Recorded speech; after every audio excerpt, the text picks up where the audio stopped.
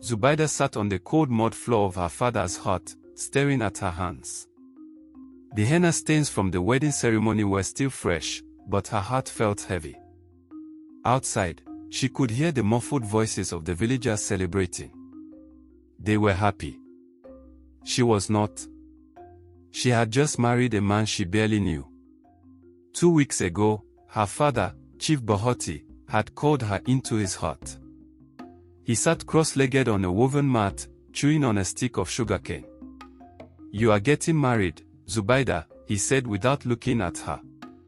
She froze. "To who?" "His name is Wali. He has nothing, but he is hardworking. You will not suffer." Her stomach dropped.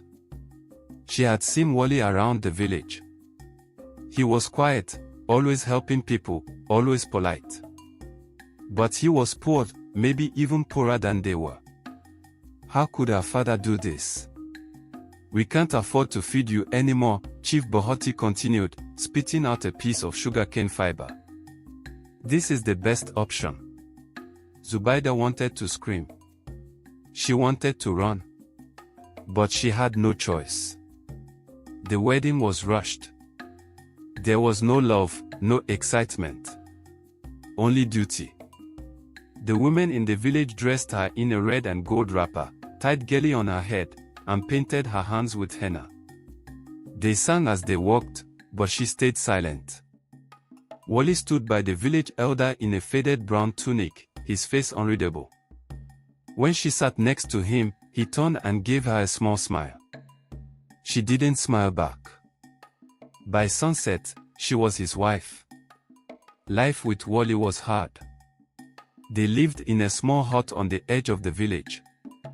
There was no money, only survival. Wali woke up early every morning to fetch firewood and water. Zubaida would cook, wash clothes, and sweep the compound. They didn't talk much. She was still angry at him, even though she knew it wasn't his fault. But as the days passed, she started to notice things about him. He never complained, even when he was exhausted. He shared his food with hungry children. He fixed broken fences for neighbors without asking for anything in return. And he treated her with kindness, even when she was cold toward him. One evening, as they sat outside their hut eating roasted yams, he spoke. "I know you didn't want this marriage," he said softly. She didn't answer. "I won't force you to love me, Zubaida. But I want you to know, I will always respect you." For the first time, she looked at him properly. His face was calm, his eyes sincere. A part of her softened, just a little.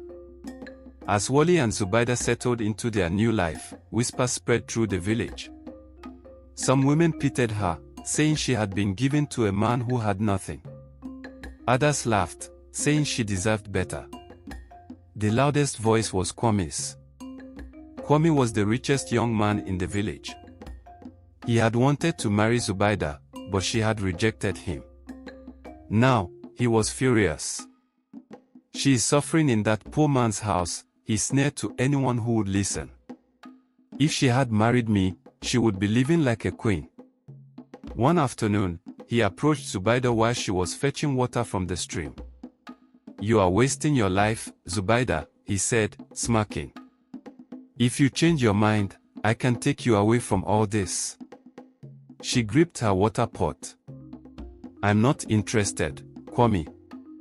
His smile faded. "You regret this." Months passed. Life remained the same until one evening, when strangers arrived in the village. They were well-dressed men, stepping down from expensive cars, their eyes scanning the village. The chief and elders rushed to greet them. "We are looking for a man named Wali," one of them said. The village fell silent. Zubaida, standing near her hut, felt her heart pound. When Wali stepped forward, the men immediately bowed their heads. "Young master," one of them said. "We have been searching for you." Gasps filled the air. Chief Bahati's face turned pale. Zubaida's hands began to shake. The men continued. Your father's business empire is waiting for you. The board has been struggling in your absence. We need you to return. More gasps. Some women clapped their hands in shock. Others whispered in disbelief. Kwame's mouth hung open. Will sighed and turned to Zubaida. His face was calm, but his eyes were soft. I never meant to deceive you, he said. I wanted to live simply, to find someone who would love me for who I am, not for my money. Tears welled in Zubaida's eyes. She suddenly remembered every moment they had shared, the hard work, the laughter, the quiet kindness. This man, rich or poor, was a good man. That night, Wally spoke to the elders. He did not want to leave the village, but he also had a responsibility to his family. I will return to the city, he said. But I will not forget this place. And I will not forget the woman I love. Zubaida looked up in surprise. Love. For the first time, she truly saw him, not as the poor man she had been forced to marry, not as the rich heir standing before her, but as the man who had always treated her with kindness and respect. She stepped forward and took his hand. I will go with you, she said. The village erupted in cheers. And for the first time since her wedding, Zubaida smiled.